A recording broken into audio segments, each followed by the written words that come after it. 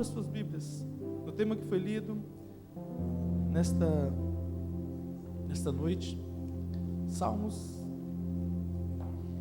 nesses 30 minutinhos que teremos aqui nessa reflexão, nessa pequena conversa aqui. Tenho certeza que Deus falará ao meu, como já falou, e vai falar novamente ao teu coração. Amém? Salmos, capítulo de número 17, 19, apenas o versículo de número 9. Salmo 19, 9. 119. Vamos lá, toda a igreja aqui? Em uma só voz? 1, 2, 3 e...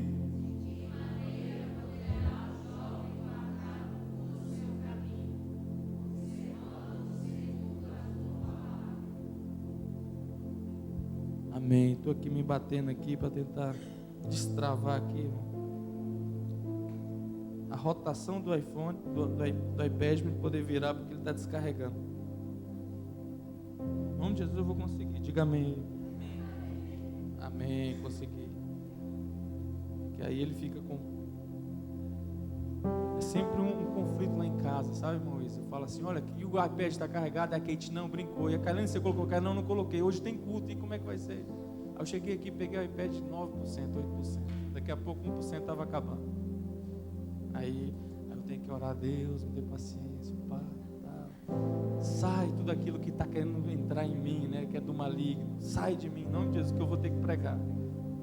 Aí eu falo amém, aí vai embora. Irmãos, essa passagem, o salmista ele usa jovem aí, mas ela é também bem abrangente a todos nós. Ele diz que é bom purificar o caminho. Por que será ele fala purificar o caminho e ser jovem? Eu acredito que uma das coisas que eu quero destacar é que o ser jovem é porque é no início, porque é no caminho, no início de tudo. Quando nós iniciamos qualquer caminhada, o jovem, hoje eu conversando com a jovem na hora do almoço, eu falei assim, qual o seu problema? Você tem preocupação do que vai comer amanhã? Ela não. Você tem preocupação do que vai, onde você vai dormir, se vai ter casa amanhã ou não? Não tem. Não tenho nenhuma preocupação. Jovem é desse jeito, ele sabe que o papai e a mamãe vai suprir em suas vidas, e não tem uma preocupação. A preocupação é o que? É de tirar nota boa na escola, é de estudar, é de pensar no futuro, é de obedecer aos pais. Mas se você for comparar o jovem no início da sua vida, onde os pais ali bancam tudo, para um senhor, uma senhora, já nos seus 40, 50 anos, já no meio da luta, da batalha, onde tem que suprir tudo. Imagine pegar esses dois, um no início da vida e outro já na metade da sua vida, cheio de problemas, cheio de dor. O jovem de 14, 13 anos ainda não sofreu muito, não tem muitas feridas em seu coração. O de 40, 50 anos, o coração muitas vezes já nem quase existe mais, de tanta ferida e dor e sofrimento que já passou na vida, traição e tantas lutas e dores. Por isso que a palavra fala, jovem, olha, purifica. Olha só, de que maneira poderá o jovem guardar puro o seu caminho? Porque jovem, no início. Então assim, outro versículo diz, lembra do teu Criador no dia, pode até fazer um paralelo. Será porque no dia da tua mocidade? Justamente por isso, é muito mais fácil quando edificamos o caminho desde o início. Oramos pelos bebês, pelas crianças. Imagina uma criança dessa, como a Kate chegou para mim hoje e falou, pai, aprendi sobre sabedoria. Olha só, até hoje eu estou tentando aprender sobre sabedoria, e ela com seus 9 anos, 10 anos, está já aprendendo sobre sabedoria. Imagine como ela já está começando a vidinha dela e o caminho dela de uma maneira muito mais consistente do que eu comecei. Quem dera eu, nos meus 10 anos, estar aprendendo sobre sabedoria. Quem dera você, hoje com seus 50, 40 anos, se você tivesse aprendido isso sobre sabedoria. Então, irmãos, ainda no início, quando estamos no início de qualquer coisa na nossa vida, o início do namoro, estabelece tudo ali como deve ser. Porque depois de 10 anos, 20 anos de casado, você querer mudar aquilo que já estava sendo feito, que virou cultura, impossível, vai ser problema. Mas se já começou da maneira que é correta, pura, verdadeira, quando chegar com 10, 15 anos não vai ter tanto problema. Porque hoje nós vemos tanto caminhar difícil, complicado. Então, irmãos, eu quero tirar de forma bem rápida nessa reflexão contigo nesta noite, e de forma rápida, mas profunda, 3 lições desse texto. O primeiro é que ele fala, né, nós devemos caminhar em caminhos limpos, puros. Por que será? Há prazer no caminhar em caminhos limpos e puros. Antes de iniciar, a gente deve limpar, preparar, planejar, purificar. Nós devemos pensar. O extraordinário da vida, muitas vezes eu canso de dizer aqui, que não está na chegada. Eu quero ter uma casa assim. Estou levando para o lado material, que fica mais fácil, mas não é o mais adequado. Fica mais fácil para a analogia que eu estou fazendo. O adequado seria o ministério. Eu quero chegar ao ministério onde a minha vida seja exemplo de tudo. Só que dificilmente hoje o mundo, até dentro das igrejas, está complicado, porque pregam muito o sucesso nesta vida com os bens materiais. Então, se eu alcancei uma melhor casa, o melhor carro e o melhor emprego, então eu sou abençoado. A visão de Cristo, a bênção é diferente. Paulo, canso de repetir, vou repetir mais uma vez, a igreja está cansado, e ele fala: combati um bom combate, acabei a carreira e ele estava realizado. Mas o contexto que ele estava, no calabouço, só, abandonado, sem nada, a caminho da morte. Onde os guardas olhavam para ele e falavam: que adiantou lutar tanto, buscar tanto e morrer sem nada? Na visão do mundo. Mas até hoje nós falamos dele, e depois de Cristo foi o maior. A vida de Paulo nos ensina e nos motiva. A vida de Paulo salva milhares e milhões de pessoas, se brincar, pelo exemplo de Cristo que ele foi. Mas na visão do mundo ele foi um derrotado. Na visão do mundo, quem hoje quer ser Paulo? Ninguém, irmãos. Fala amém aí, pelo amor de Deus. Ninguém quer ser Paulo, porque ninguém quer ficar derrotado, sem nada, no calabouço e morrer por Cristo. Aí, o tema da mensagem é o quê? Integridade. Como é que é o tema da mensagem de hoje? Vamos lá? Vamos lá toda a igreja, 1, 2, 3 e...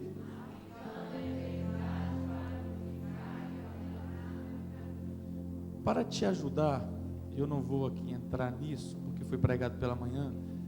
Depois entra no nosso canal e assista sobre a mensagem de hoje de manhã, que foi integridade. A irmã Kelly trouxe aqui de forma maravilhosa. A integridade é você ser inteiro, você ter seus princípios e seguir aquilo. Não tem por que negociar. Um dia é de uma forma, outro dia de outra. O exemplo que a irmã Kelly trouxe para nós para falar de integridade foi da fornalha acesa 7 vezes mais, e os 3 ali que estavam ali resistentes, sendo íntegros ao Deus Altíssimo, mesmo diante da morte, eles falaram: eu continuo íntegro ao meu Deus, e eu prefiro a morte do que não ser íntegro. Seguindo esse exemplo da integridade, a integridade no caminho para nos abençoar é nós não negociarmos os nossos princípios, os nossos valores. É nós olharmos, e eu creio que amanhã a igreja vai estar respondendo com toda a facilidade do mundo, quando eu perguntar assim: quem quer ser Paulo na visão da Bíblia? Diga amém. Todo mundo vai falar amém, pois o meu Deus eu não nego, e eu morro, eu perco meu trabalho, a minha família, qualquer coisa que seja, mas a Deus de forma alguma eu vou deixar. Amém?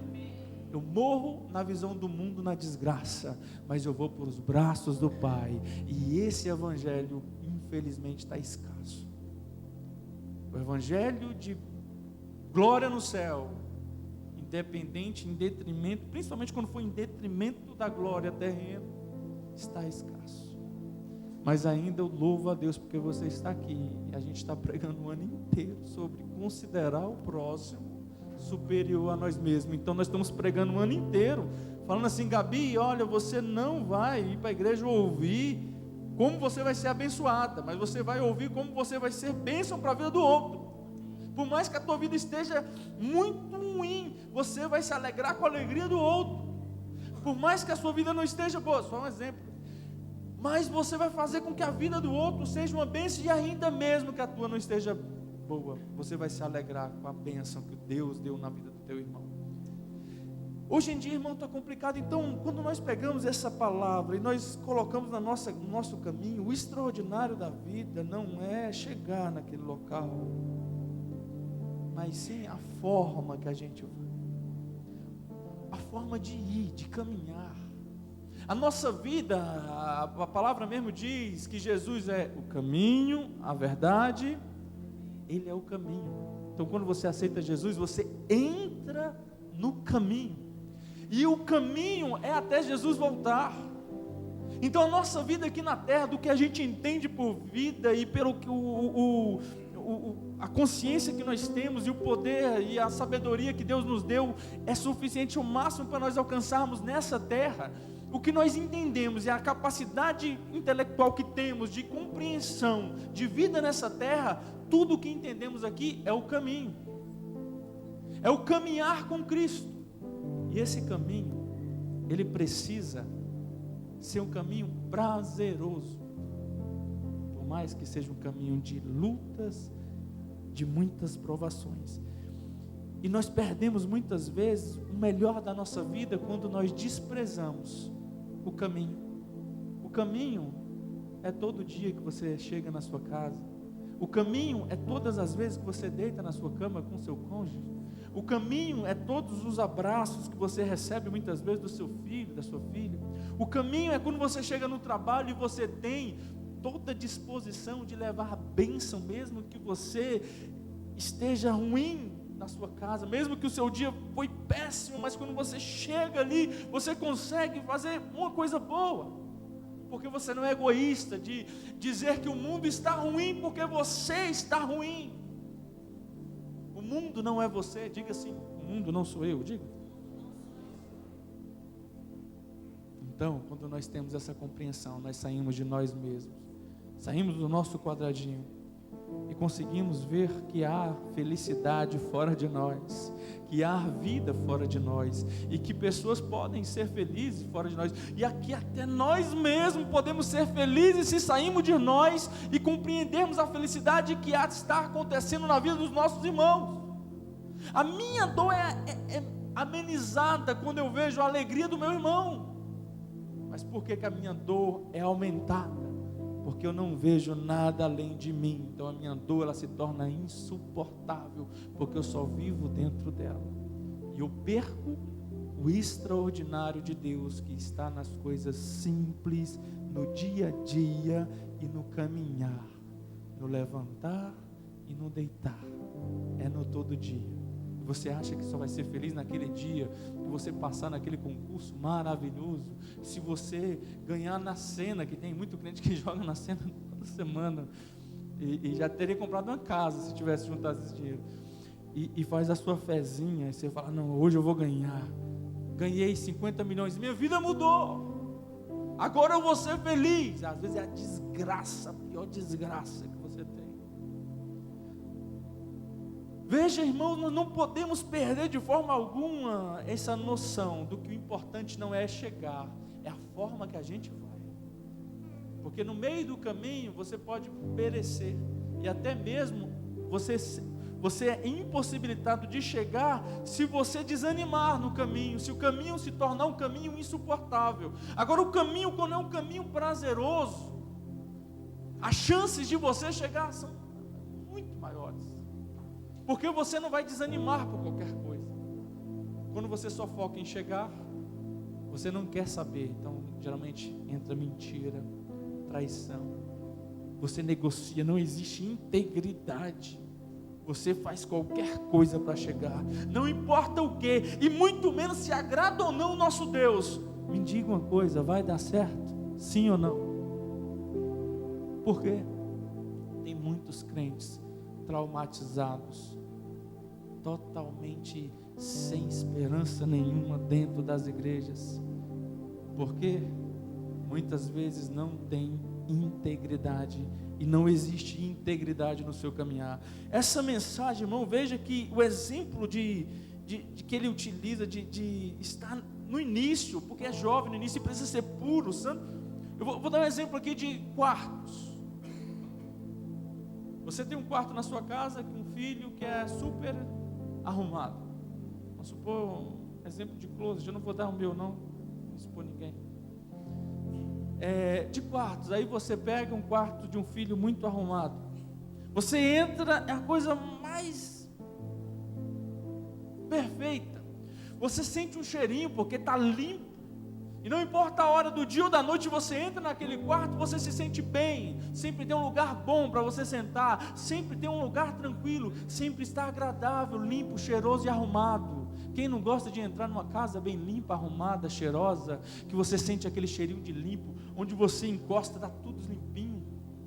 Agora tem outro quarto de outro filho. Quando você entra nesse outro quarto, até quando você para abrir a porta, você tem dificuldade, porque tem um monte de tralha atrás da porta. E quando você entra, tem uma roupa que foi de segunda e já está no sábado. A de terça está no outro canto, a de quarta está ali. A de quinta não vai deitar onde? Não vai arrumar a cama. Não, para que arrumar se à noite eu vou bagunçar de novo? Aí o lanche de 3 dias atrás está ali o resto, e a barata ali pegando. E o negócio fede, porque tem roupas íntimas espalhadas debaixo do cobertor, num canto, no outro, e começa a feder o negócio. Misericórdia, olha só de falar. O Thales já ficou ali, né? Me diga uma coisa, você vai entrar e vai ter prazer e saudade de qual quarto? Nesse que você entrou, que está todo bagunçado, todo desorganizado, que não tem, a pessoa vive do jeito que dá, não importa o amanhã. Lembro-me que eu falei aqui de um pensador, não lembro o nome dele agora, mas que uma frase que ele falava que era muito importante você sair de casa e já arrumar o quarto, a sua cama pelo menos, porque se aquele dia desse tudo errado, quando você retornasse, pelo menos a sua cama estava preparada para te receber na bênção. Você não ia chegar e falar, ainda tem essa cama toda bagunçada. Não, meu Deus. A nossa vida é mais ou menos parecida com isso. Existem pessoas que levam a vida da maneira que quer, sem princípio, sem integridade, sem preocupação de começar a sua vida, o seu caminho, de maneira pura, limpa, organizada. Então, irmãos, é difícil porque é complicado essa situação, porque a gente vai perdendo. Me diga uma coisa, depois de um tempo, irmã Ruth, depois de 6 meses, o quarto desse jeito, você não vai conseguir mais entrar. Ele se torna inviável para qualquer ser humano habitar. Vocês já viram aquela série que tem, que é Acumuladores? Que chega alguma situação que eles vão acumulando tanta coisa dentro de casa, que a cozinha não é mais cozinha, só tem um lugar do fogão, que o quarto não tem mais onde colocar nada, no quintal, e vai guardando tudo. É desse jeito. A nossa vida, quando não tem integridade, e ela é colocada de qualquer maneira, chega a um ponto que ela se torna insuportável. E as coisas não dão mais certo, e as pessoas não querem voltar mais para nós. Por que será? Porque eu estou deixando a minha vida desse jeito, porque eu estou fazendo da minha vida um fardo. Então, irmãos, vai chegar essa hora que ninguém mais vai conseguir entrar. Chegará um tempo onde não conseguiremos mais viver, andar, ter nenhum tipo de prazer a mais na vida, porque hoje tem pessoas que têm tudo. Tem tudo que muitos sonham ter: um trabalho, uma casa, um carro, tem uma família. E mesmo assim, essas pessoas não conseguem ter felicidade, vivem em depressão, vivem em situações complicadas. Por quê, irmãos? Porque não tiveram integridade para começar a sua caminhada de maneira adequada, correta. Porque para a gente andar de forma íntegra e correta diante de Deus, a gente tem que abrir mão de muita coisa que a carne pede. Então o salmista está alertando que teremos trabalho, mas que vale a pena, irmãos, ter esse trabalho no início das nossas vidas, antes de iniciar a caminhada. Trabalhar aplanando a terra, trabalhar cuidando do futuro, trabalhar purificando, limpando o nosso caminhar, tirando aquilo que não vai ser legal. Vou começar mentindo, vou mentir só uma coisinha aqui, porque isso aqui vai me abrir uma porta. Aí aquela mentirinha se torna uma necessidade de você estar mantendo aquela mentira, e ela vai crescendo. Só que você mentiu, tinha 15 anos, começou errado. Quando chega com 18, 20, você ainda está na mentira, só que agora ela faz parte da sua vida. E como que você vai arrancar aquela mentira de você? Não tem como, e você se amarra a ela. E aí, depois de 10 anos mentindo, irmão Diógenes, como é que você vai arrancar aquela mentira de você, se ela faz parte da tua personalidade, se ela faz parte de você? E aí eu te falo, quem é o pai da mentira? Uma pessoa dessa é alcançada por Deus? Por isso que a vida não anda, não adianta, é dar murro em ponta de faca, querendo colocar Deus onde Ele não entra, querendo servir uma religião, achando que Deus ali vai estar, e vai se frustrar, porque Deus não vai compactuar com essas coisas erradas. Porque faltou integridade para iniciar a caminhada de forma adequada, limpa, correta. Deus hoje está te dizendo o seguinte: onde você está hoje pode ser fruto de como você iniciou a sua vida. E ninguém está no lugar onde não merece. Vou repetir para você: ninguém está no lugar onde não merece. É difícil ouvir isso, mas é preciso. E quem tem humildade vai fazer uma reflexão. Porque muita gente fala assim: não, eu estou aqui porque meu pai e minha mãe não me deu oportunidade. Eu estou aqui porque eu vim numa família assim. Eu estou aqui, eu tive que fazer o que fiz, porque eu tive que mentir, eu tive que enganar, porque não me sobrou alternativas. Será? Não, porque nós não fomos íntegros com Deus para poder realmente viver isso. Então, irmãos, trabalhe aplanando, consertando, purificando, para ter o restante desse caminhar com prazer e alegria e de forma muito mais tranquila, pois por si só a vida já te trará um peso. Imagine você trazendo muitas piores consequências para ela. Segundo, como é possível purificar isso? Como é possível? Irmão, é caminhar com reflexão de vida, é caminhar, é fazer o que é preciso fazer, e muitas vezes deixar de fazer o que não pode ser feito. Nós precisamos entender o seguinte: muitas coisas que nós fazemos na vida, nós não pensamos. A vida, ela precisa ter uma diária, ininterrupta reflexão dos passos que foram dados, dos resultados que estamos alcançando, e pensando nisso e refletindo sobre isso para poder consertar. Quem dera eu ter a idade da minha filha e ter o ensino que ela está tendo em relação à vida. Quem dera eu, antes de casar, onde que eu iria falar que eu vou casar com o primeiro? De forma alguma, não estou falando que o Patrick não vai casar, né, Patrick? Mas assim, onde que eu iria decidir alguma coisa dessa forma? Eu ia testar demais, eu ia ver muito, eu ia a fundo, eu ia conhecer até a quarta geração da pessoa, para saber como é que foi, o que não foi, e o que eu posso fazer, o que me espera. Eu ia ser muito mais cuidadoso em refletir, porque é a minha vida, afinal. Por que eu vou me entregar para o primeiro porque é bonitinho, para a primeira que ela é bonitinha? Por que eu vou decidir viver dessa forma porque me parece ser muito bom? Não, nós precisamos purificar nosso caminho, é ter essa reflexão diária da nossa vida, constante, ao ponto de pensarmos o que nós vamos fazer e por que as pessoas umas conseguem vencer, outras não. Porque tem alguns crentes que parecem realmente que são felizes, independente do que tem, e outros têm tudo e parece que não são. Essa reflexão precisa existir nas nossas vidas, irmãos. Então, fazer o que precisa fazer muitas vezes e deixar de fazer. Muitas coisas que nós fazemos estão nos levando a lugares muito errados. O fruto do nosso plantio tem sido maligno.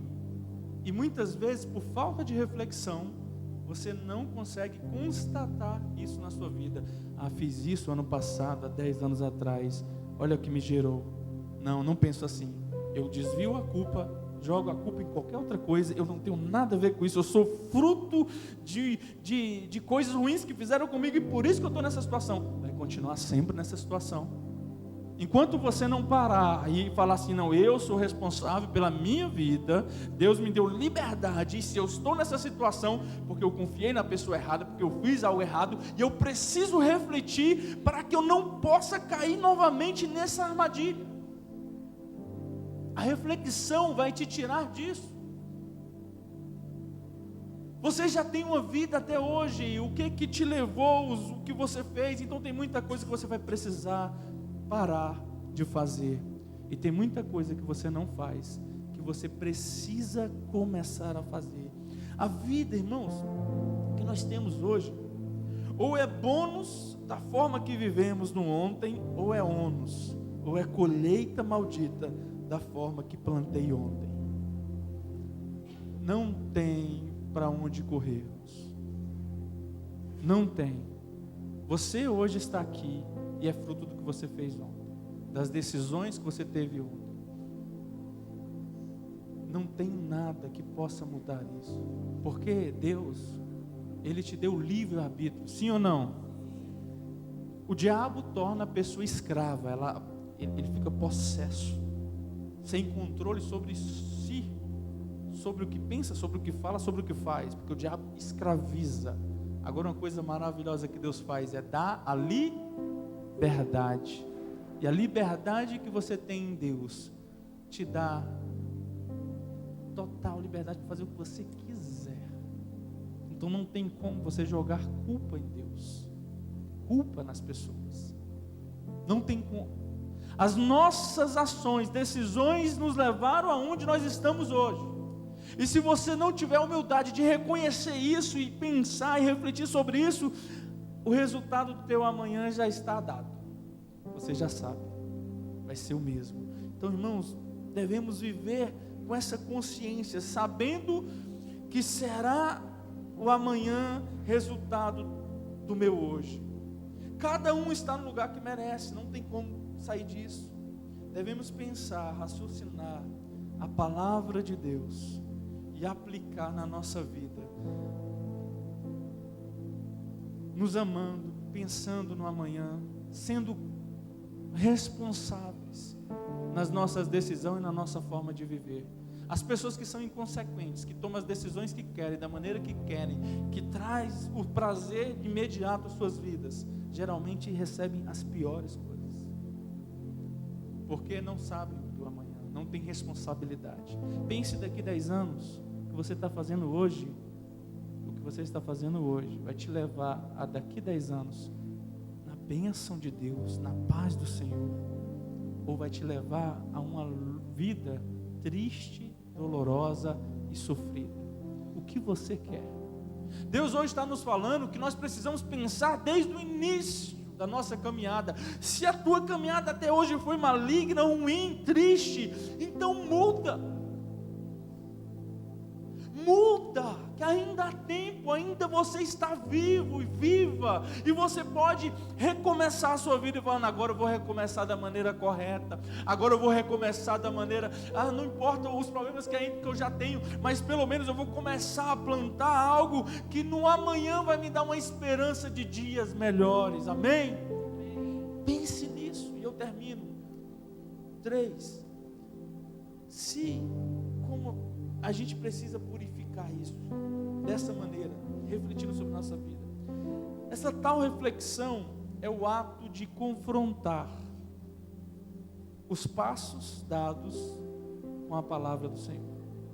A reflexão que nós precisamos fazer na nossa vida, que vai mudar o nosso amanhã, é nós pegarmos a palavra do Senhor, como diz no final desse versículo, observando segundo a tua palavra. Nós precisamos então observar o que eu decido, o que eu vou decidir, se é certo ou errado, diante de quê? Da palavra do Senhor. Eu quase apanhei aqui uma vez que eu peguei sobre casamento, aí teve até gabinete, problema sério, porque a palavra não dá base para se casar novamente enquanto o seu ex estiver vivo. É uma coisa bem pesada, mas é bíblica.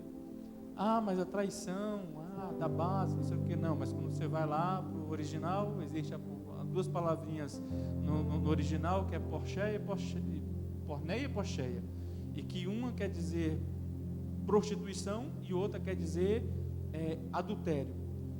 Aparece somente em um evangelho, que é o evangelho de Mateus, que foi escrito para os judeus.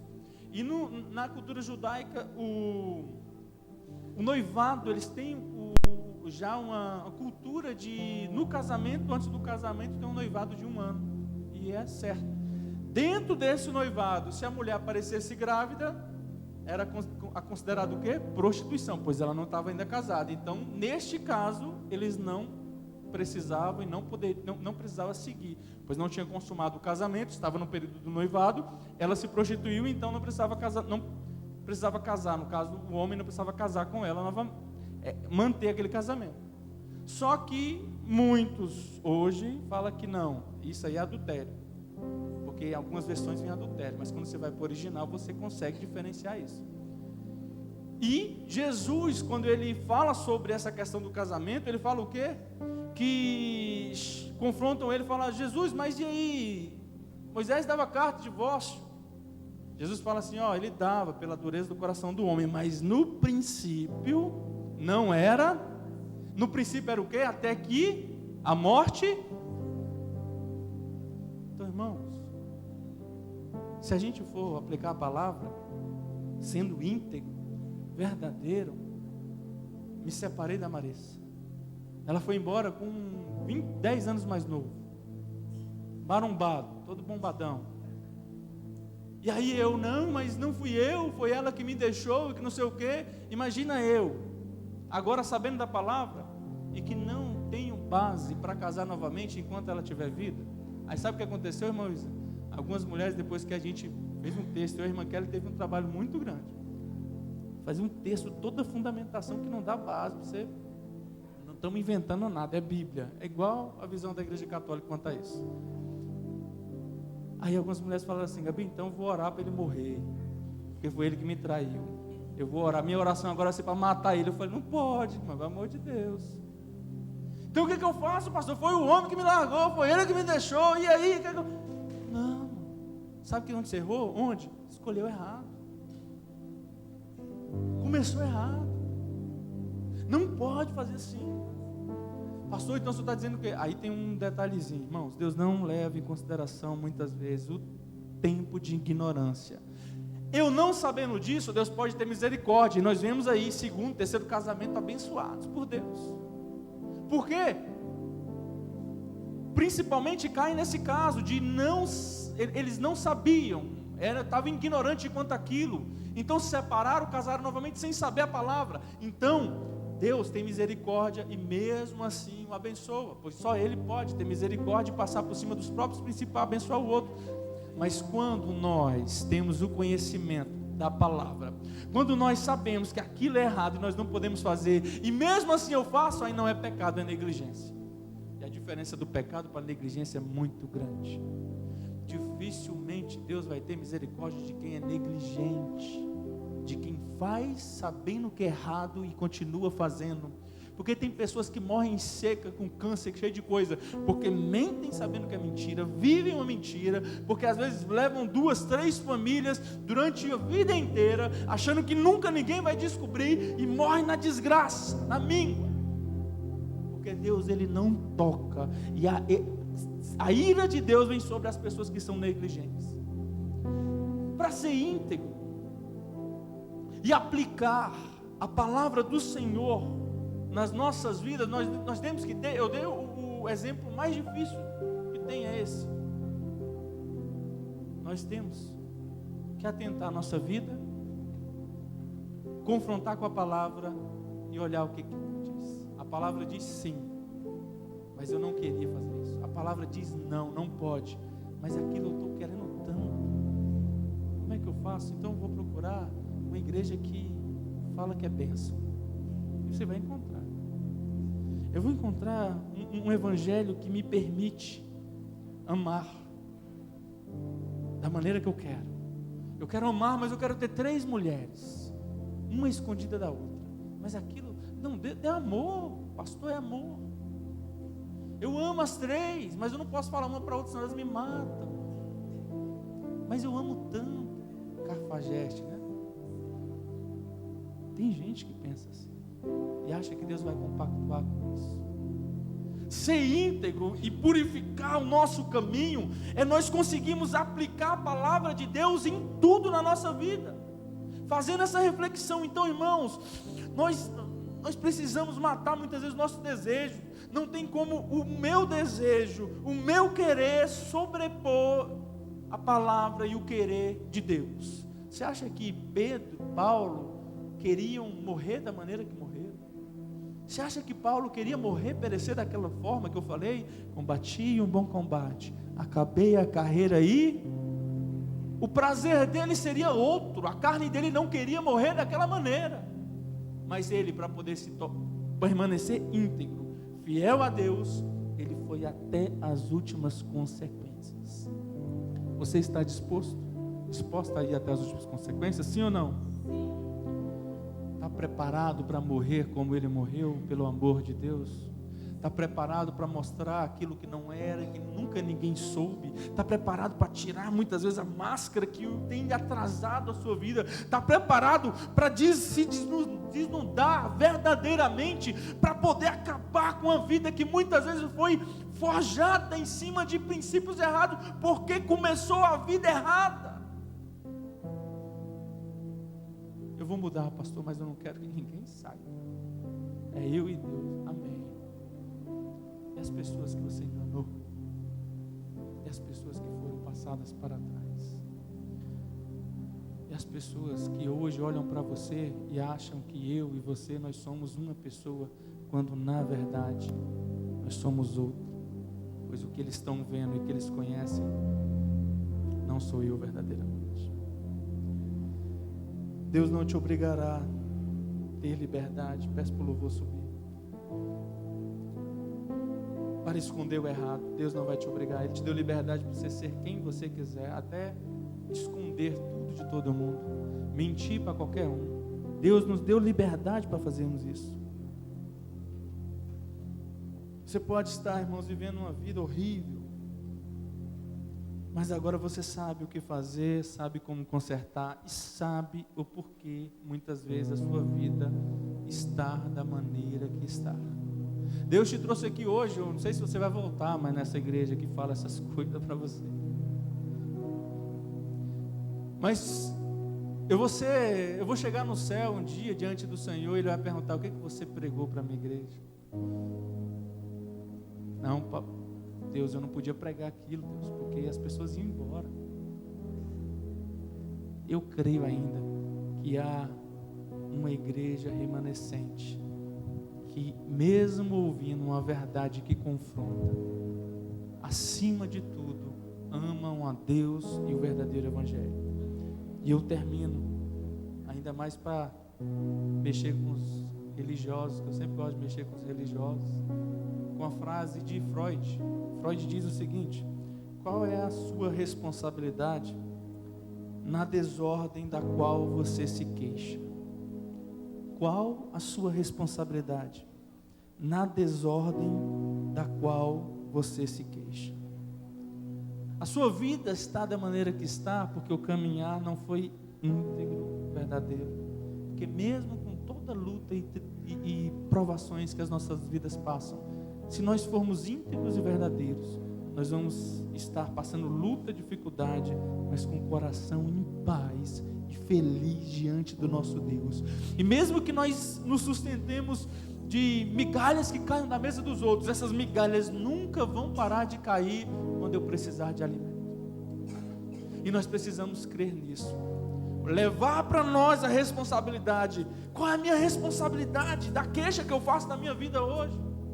Eu não sei como foi o seu passado, mas sei que o teu futuro será de bênçãos e vitórias se você começar a pegar a palavra do Senhor, confrontar com a tua vida e endireitar os teus caminhos, refletindo nos seus passos, confrontando com a palavra e mudando a sua postura para amanhã.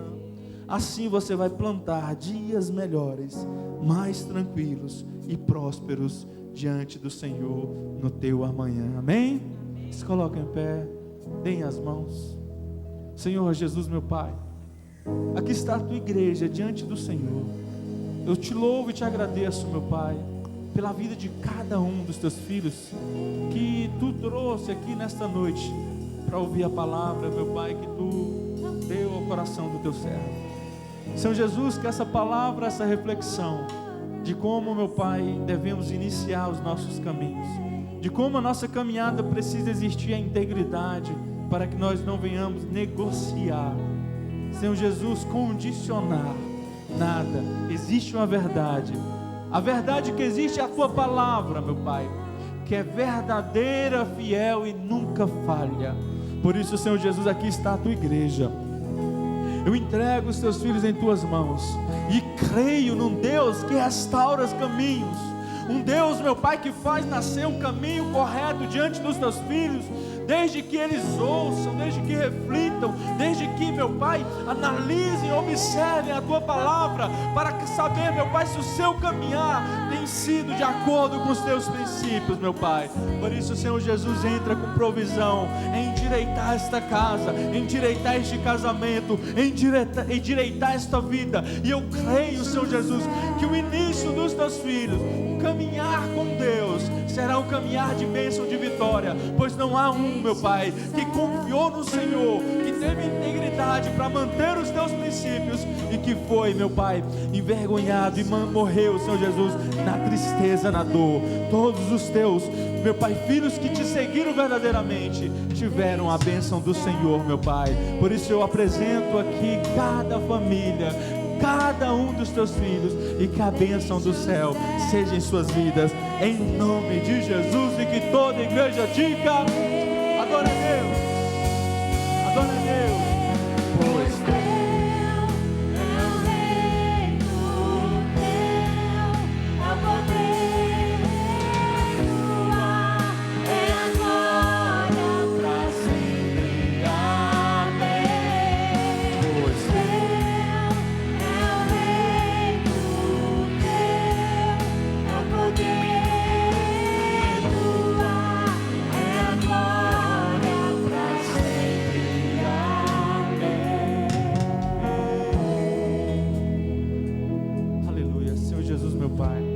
Está a tua igreja.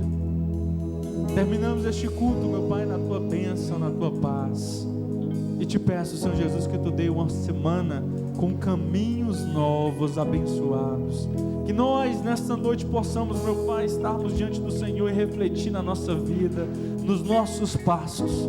Confrontar com a tua palavra, meu Pai, e nos deixarmos, meu Pai, sermos convencidos pela tua palavra, Senhor Jesus, e sermos humildes para mudarmos aquilo que não vai nos trazer, meu Pai, algo bom, que vai nos colocar em uma vida muito pior do que a que estamos no amanhã.